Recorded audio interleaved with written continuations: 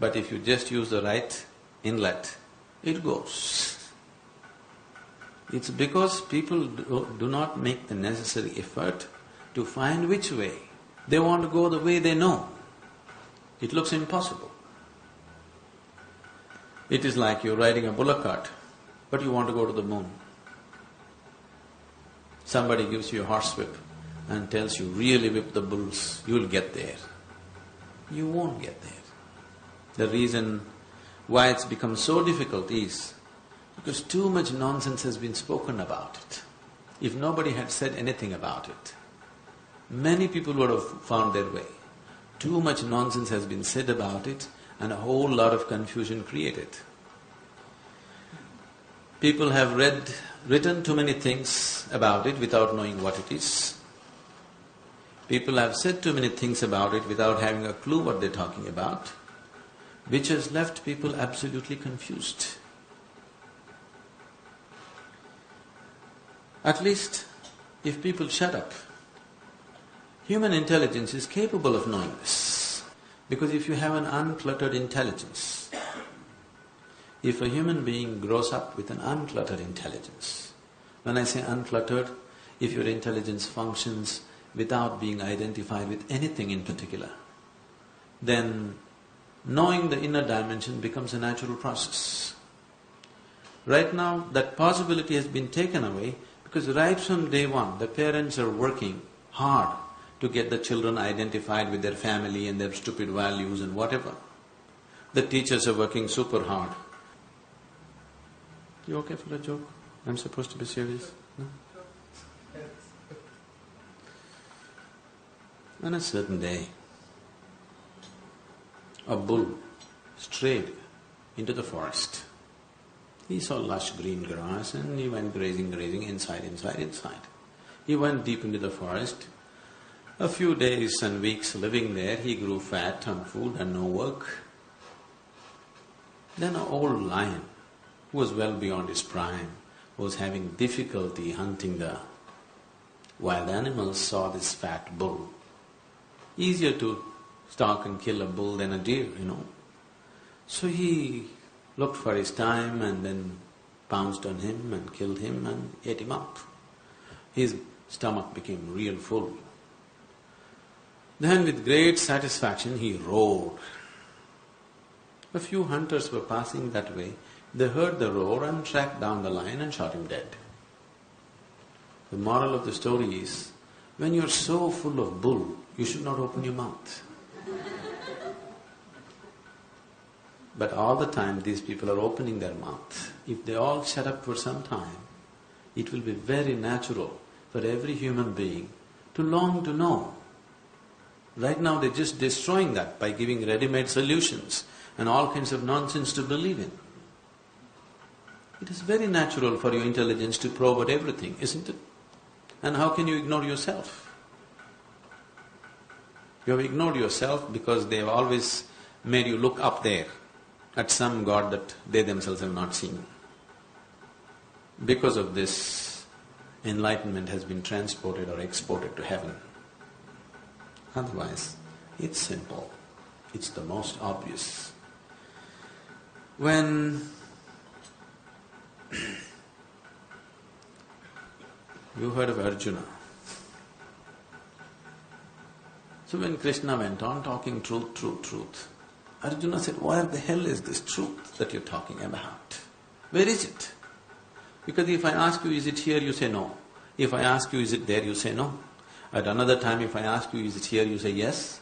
If I ask you, is it there, you say yes. What is this nonsense? Where is it? Tell me where is it, I'll go get it. He's a warrior, So Krishna laughed and said, the ultimate truth about life is at the tip of your nose.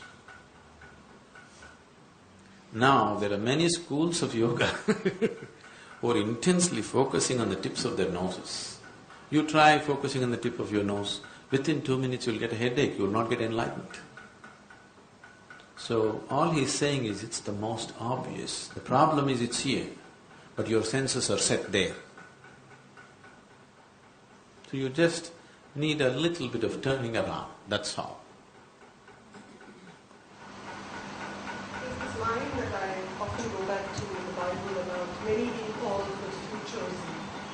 seems like a very unfair spiritual process. Seems like a very undemocratic process. So the line, I think, is about many being called, but few chosen. I would say many being called, but few choose. Few choose to really come. It's not few are chosen, just a few choose to take the step. People ask me how many steps. Just say, I tell them, take one step. And there is only one step. You have taken 1,000,000 steps outward, just one step inward, that's all it takes. But you can't take a step inward like this, you have to turn around and take it. But you're not willing to turn around because you made investments on the outside. It is not that if you turn inward, you lose the outside. It is not so. It is an uncalled for fear. And once again, this fear has been nourished by all kinds of misinterpretations of spirituality. People have always told you if you turn spiritual, you will leave everything and go away. If you turn spiritual, your residence has to be in a Himalayan cave along with the rodents. It cannot be in Bombay. Yes. So an inward step has nothing to do with Himalayas or with Mumbai. It's got nothing to do.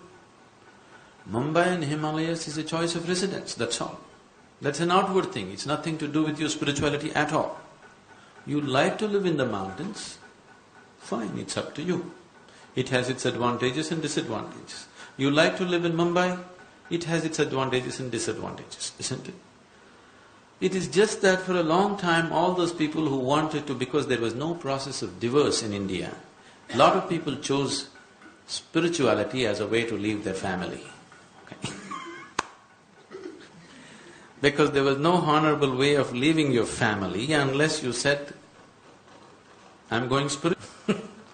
So it's an excuse that a lot of people have used for a very long time. I don't think now you need an excuse, do you?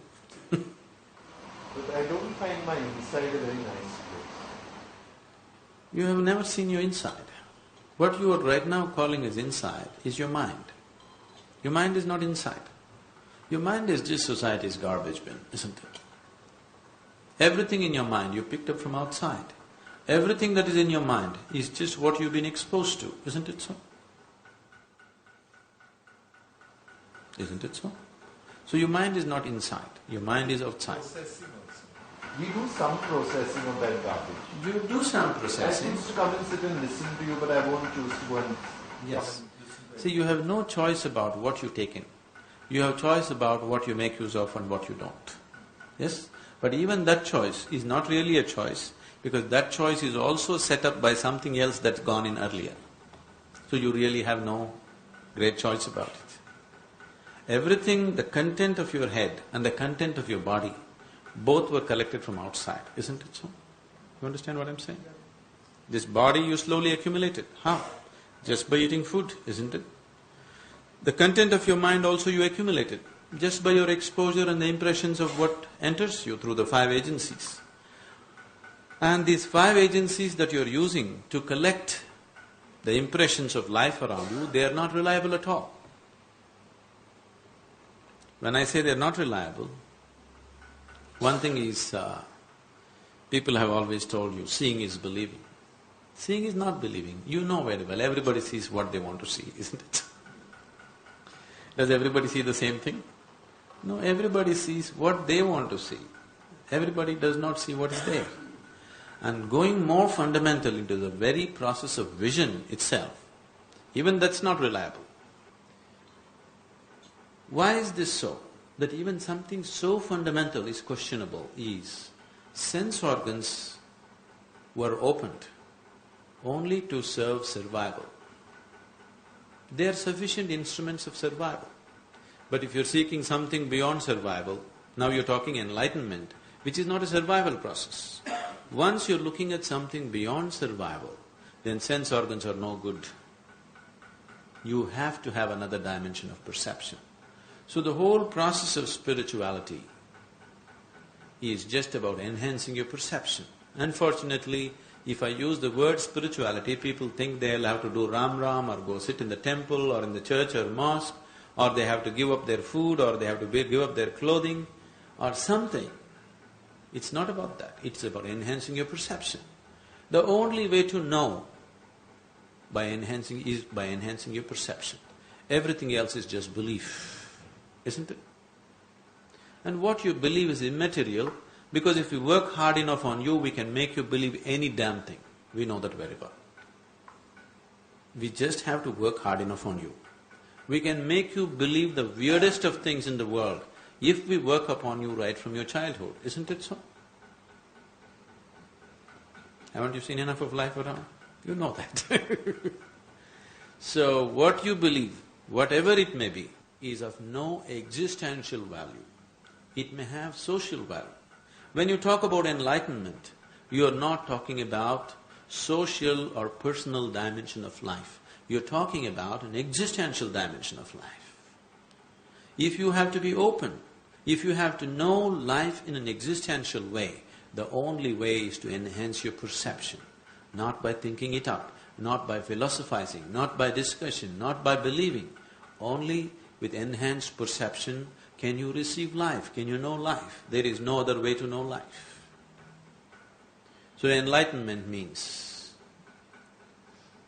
a heightened level of perception in an ultimate way. If your perception is full on, you receive everything that can be received and know life in its totality. We would call that enlightenment. Now that you asked, how does it feel? Let me try to work around that.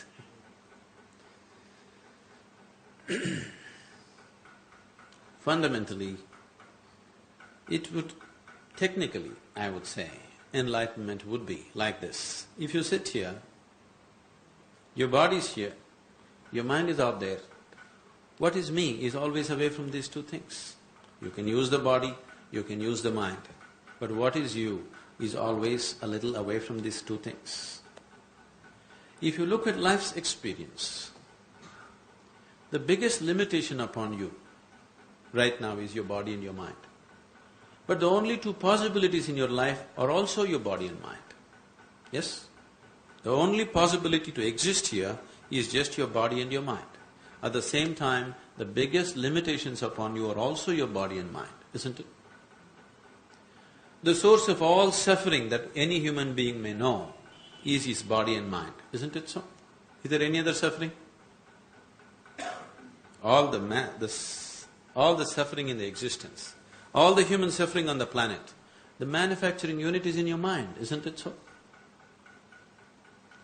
If you have a little distance from this body and mind, now once you have a clear experience that you are free from suffering, once there is no fear of suffering, how would you live here?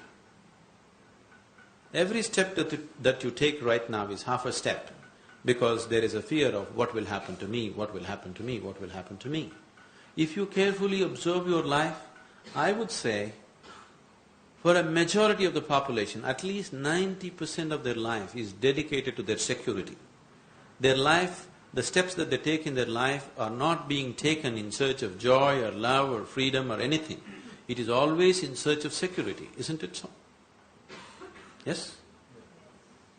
When you're constantly in pursuit of security, what you're doing is you're in pursuit of death. Because life is never secure. It doesn't matter what you do, how much insurance you have, how much bank balance you have, how many thousand people you have around you. Tomorrow morning you may just fall dead. Yes? We're not wishing it, but it can happen, isn't it? It's happening to so many people. It can happen to you or me tomorrow morning, isn't it?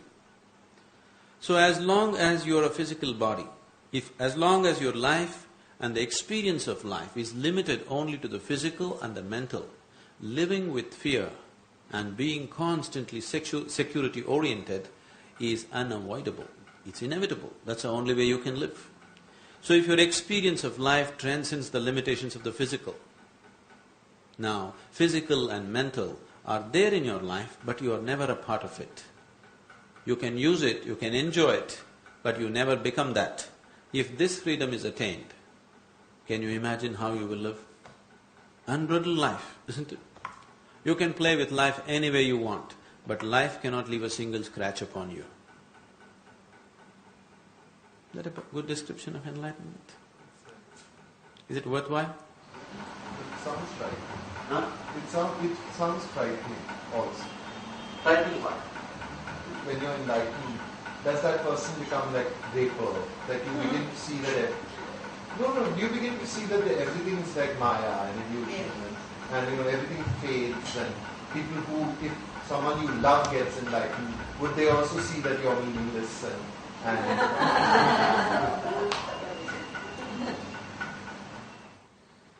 You should ask people around me whether I love them or my involvement with them is more or less than anything that they have known in their life with anybody.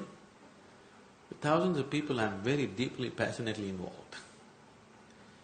If you're free from suffering, if you're free from the fear of suffering, would you hesitate to involve yourself in life or would you throw yourself into life? Right now you're hesitating. Right now most of you are made like this. If somebody suddenly smiles at you on the street, you hesitate. Why is this man smiling at me? Because you're afraid what would be the consequence of that. Fundamentally you're afraid tomorrow it may hurt me, tomorrow something else may happen to me out of this, isn't it?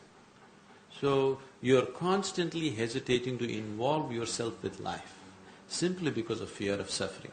If fear of suffering is taken away, you could give yourself absolutely to everything around you, isn't it? So this way would you love more or less, love less? Would you love more or less? difficult to imagine, but logically from what you've said, yes. See, I can only speak logically to you. Do you want me to speak another language which is not logical? If you don't mind, I have no problem with fuzzy. I have a problem But with still logic. If the world Fuzzy is logic. organized like that, is it organized? If it's illogical, then I don't mind illogical. But is it illogical? See, logic means to carry on any kind of logic, you need you and me to have a logical speech. When you say enlightenment, you're talking about one. Now, the modern science is a logical development. But today, physics has reached a point where it's no more logical, because the scientists have made too much investment in logic and they're unwilling to admit that they're turning illogical, they're giving the name fuzzy logic to their illogical nonsense. They're afraid to admit that their logical ways have no further scope to pursue science. That's the reason these kind of words have been coined. If you're fuzzy, how can you be logical? Tell me. To be logical, you must be like a knife, isn't it so? Yes or no? If you want to be logical, you must be like a knife, cutting everything into pieces. If you're fuzzy, how will you be logical? So fuzzy logic itself is illogic, isn't it so? The very terminology is illogic. So right now, science is beginning to realize that logical way of approaching things is limiting. It cannot take you beyond a certain point. It's a good realization. But they have made so much investment in the logical, they're afraid to turn around and say that or do something else, because then all that you've worked on may become meaningless, like you're saying, it may become Maya. So if it is Maya, what's your problem seeing that? I have not said this, okay, this is not my statement. I am saying, in truth, if suppose person next to you is just a bubble of air, what is your problem in seeing it that way? Because you made an investment, isn't it? Yeah, actually. If you're a vested interest, you shouldn't talk about enlightenment.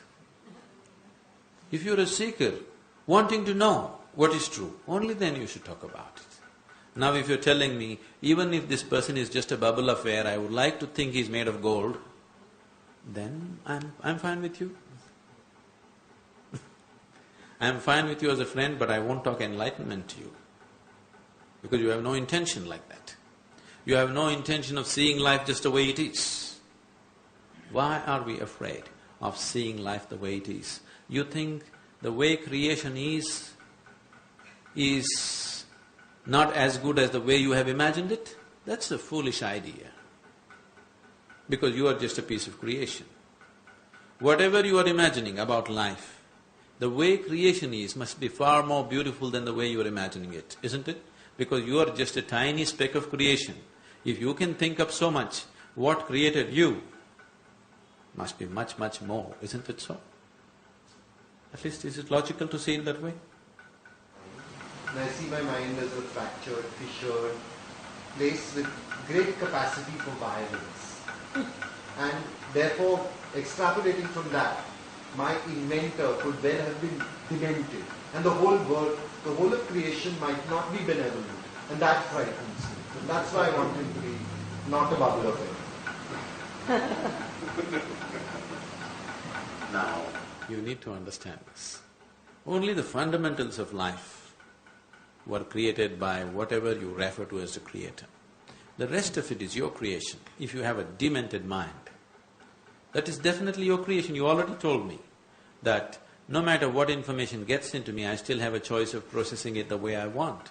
So right now, if it has processed itself to a corner where it's become violent, whose creation is this? Whose creation is this? It's your creation, isn't it? So it's got nothing to do with the creator as such. Whatever the existence right now around you, whatever you have seen, whatever created this, is it far beyond your intelligence and imagination? Yes? Is it well beyond it? Even a single atom, is it well beyond your perception and understanding and intelligence right now? Yes or no? So, such a magnificent creation that you can't even understand a tiny bit of it properly, could it be wrong? This right and wrong is your idea, isn't it? The only right thing to do is to be in tune with the existence and the creation, isn't it? Now, you are not living in the world, you are not a living being, because 95% of the time, you're only thinking about life, you're not living life. Whatever you're thinking, you're beginning to believe is life, unfortunately. What you think is not life, not life. What you think has nothing to do with life. You can think whatever you wish to, but it has nothing to do with life as such. What yoga practices you performed by which you got this kind of ecstatic and blissful experience? I told you they were very simple and physical, nothing spiritual about it. But what you need to understand is, if something larger has to happen, it's very important that… See, right now what you consider as myself is just these four elements. Your physical body, your mind, your emotion and the life energy which makes these things happen. These are the four components which you call as myself, isn't it? If you want something bigger to happen, you must put these four things in proper alignment. So all yoga is structured and designed to put these four dimensions in absolute alignment. So these four dimensions of body, mind, emotion and energy means head, heart, hands and energy.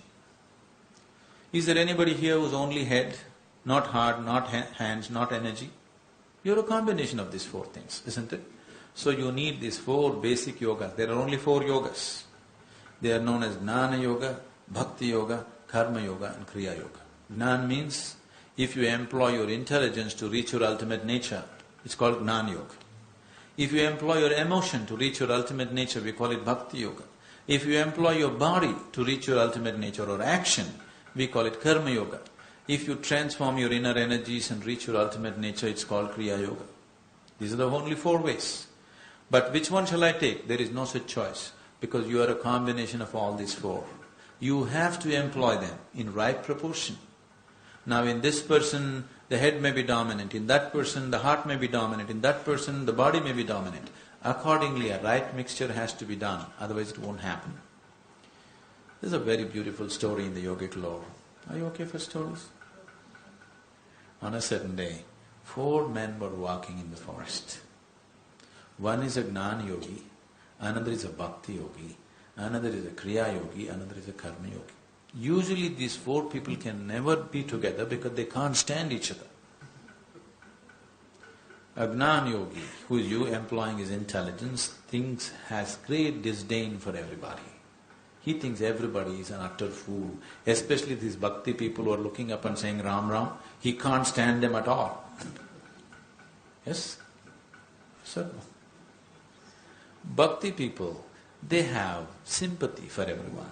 When God is here, instead of just holding His hand and walking all this hair splitting and nonsense, this yoga standing on your head, holding your breath, twisting your body, just utter nonsense. Just call for God's help and it will happen. Karma yogi thinks all these idiots are just lazy. To cover up their laziness, they've invented all these stupid yogas. Kriya yogi has absolute disdain for everybody because after all the whole life is energy. If you don't transform the energy, where is the way? So these four people can never get along together. But today they were walking together. Suddenly a rainstorm broke loose. So they started running looking for shelter. Because the bhakti yogi knows the geography of temples, he said, in this direction in the forest there's an ancient temple, let's go there and get some shelter. They all ran there. They know all the geography of temples in the country.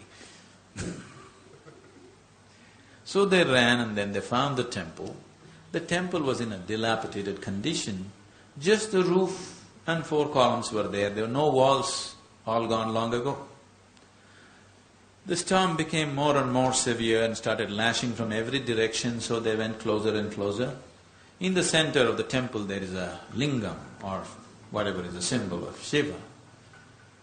They had no other place to sit to escape the storm, so they just hugged the lingam and sat, all 4 of them. Not out of any love for God or anything, just to escape the storm. Suddenly God appeared. In all their 4 minds, the immediate question was, why now? So much yoga we did, so much sadhana we did, you did not come. Just now, when we're just trying to escape the storm, here you are, why? So God said, at last you 4 idiots got together. I've been waiting for this moment for a long time. This is the biggest problem.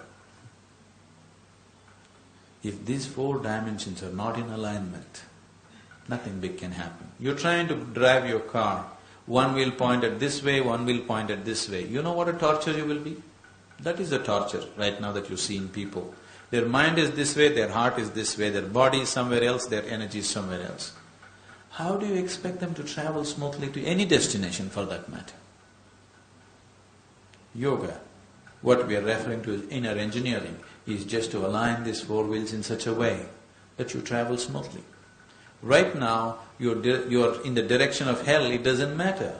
Once your car is going well, you can just make a U-turn in no time, isn't it? But you have this torture of a vehicle where 4 wheels are pointing in 4 different directions. Which way will you go? You cannot go any way. You will just get sucked in and pushed by situations. Your direction is not decided by you. Your direction is decided by the situations in which you live. That is the life of a slave, isn't it? Why is there so much talk of the human being's enlightenment? And why is the human being being given so much choice to be selfish and not be useful, like everything else is in the universe?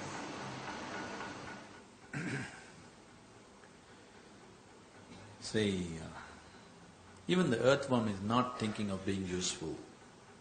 Earthworm is also greedy for his survival. He wants to eat as much as he can, he wants to reproduce as much as he can. With what little he knows, he is very selfish. Yes? But his selfishness, we are taking advantage of it in some way to our selfishness.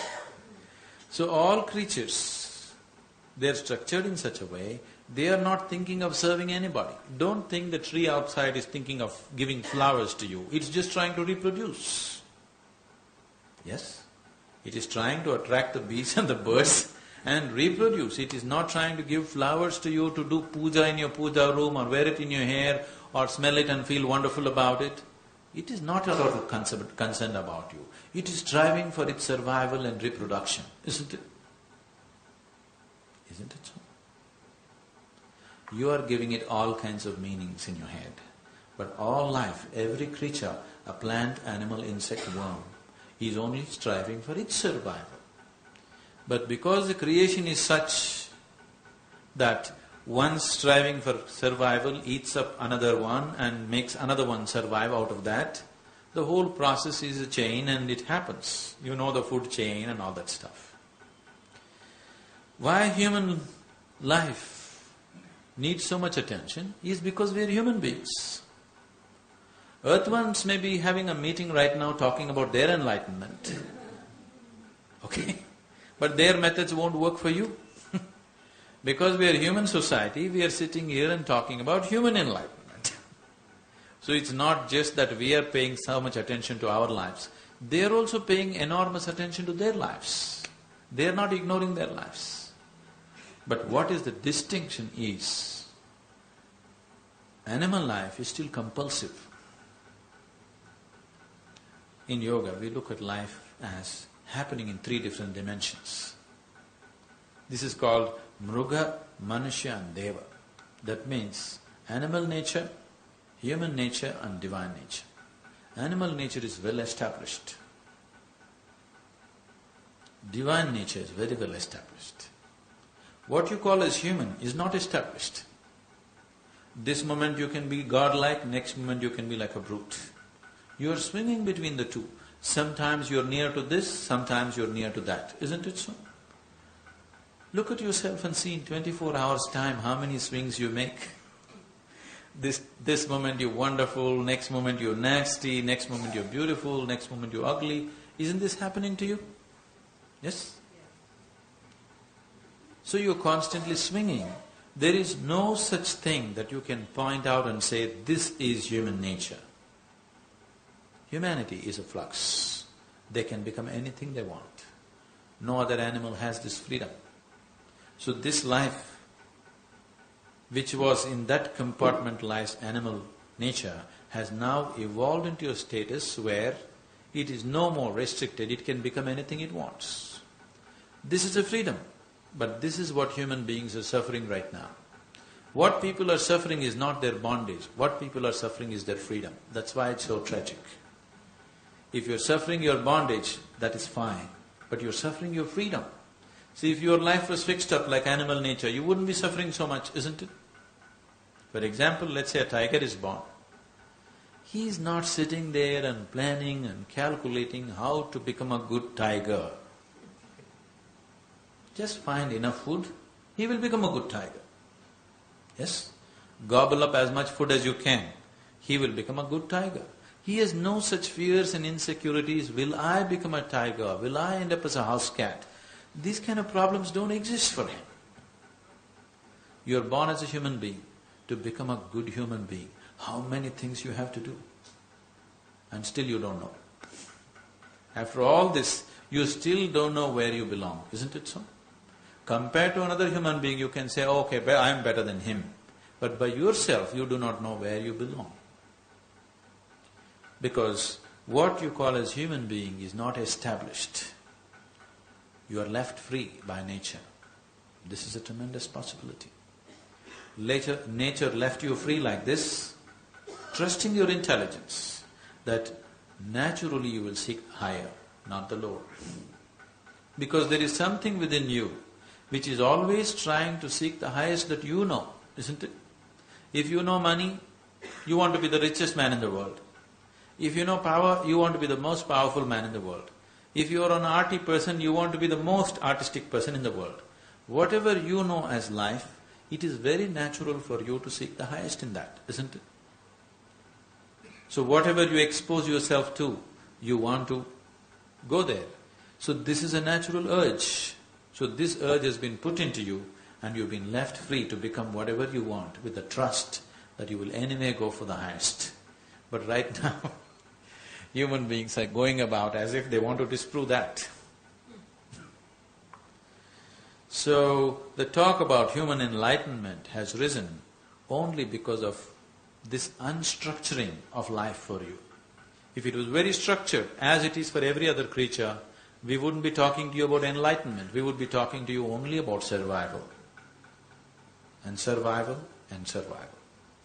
But now that your life has been slightly unstructured, you can make yourself into anything that you wish. This moment, if you are willing, you can make yourself very joyful and pleasant. This moment, if you want, you can make yourself very unpleasant and something else, isn't it so? So the choice is always there every moment. Most of the time, you are not exercising this choice because you are existing in a compulsive way as a reaction to many things around you. Now the whole effort, what we call a spiritual process or path, is to transform this compulsive being into your conscious being, to make every aspect of life, from A to Z, from the process of life, from the process of being born, from the process of living and death and choosing the very womb that you're born in, into your conscious process. Everything, life and death, into your conscious process. That is what spiritual path